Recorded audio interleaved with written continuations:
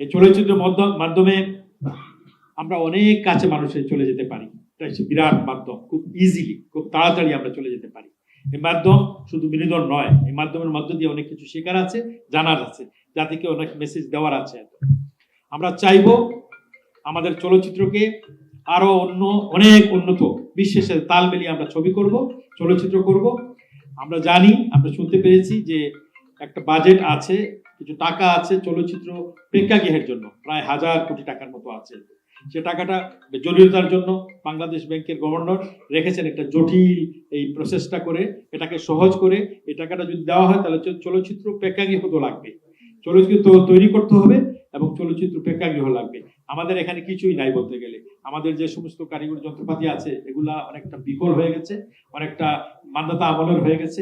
আমরা চাই যুগের সাথে তাল মিলিয়ে নতুন প্রযুক্তি নিয়ে আসতে, এগুলোকে মডার্নাইজ করতে, এবং আমাদের যারা কারিগর যারা আছেন, ক্যামেরাম্যান যারা, এডিটর আছেন, তাদেরকেও ট্রেনিং দেওয়ার জন্য, তাদেরকে ট্রেনিং এ নিয়ে যেতে হবে সরকারি খরচে। আমরা চাই, কারণ তাদেরকে নিজেরা চলাফেরাই তো করতে পারে না, যে টাকা পয়সা তারা পায়, বা অনেক তো এখন নাই, চাকরিও নাই, কাজকর্মও নাই।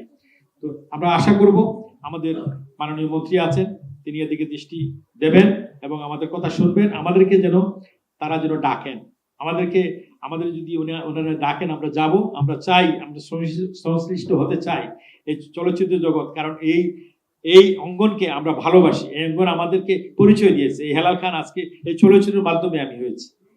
আমাকে চিনে মানুষ চলচ্চিত্র কর্মী হিসাবে, রাজনীতি হিসাবে, নেতা হিসাবে খুব কম মানুষ চিনে আমাকে। সবাই বলে, যখন আমার নাম কোথাও ঘোষণা করা হয়, শুধু হেলাল খান বললে মানুষ তালি দেয় না, যখন বলে নায়ক হেলাল খান তখন মানুষ হাত তালি দেয়। আমি দেখেছি বড় বড় অনুষ্ঠানে গিয়েছে, আমি রাজনৈতিক অনেক বড় বড় অনুষ্ঠানে, যে আমাদের বিভাগীয় অনুষ্ঠান, সেখানে যখন বলা হয়েছে এবারে বক্তব্য দেবেন জাসাস আহ্বায়ক হেলাল খান, হাততালি খুব একটা নাই। যখন বলা হয় যে নায়ক হেলাল খান, তখন এটা আসে। তো আমি বুঝি যে আমার মেইন পরিচয় হলো আমি চলচ্চিত্র করব, সেজন্য এই জগতের জন্য আমার প্রাণ কাঁদে।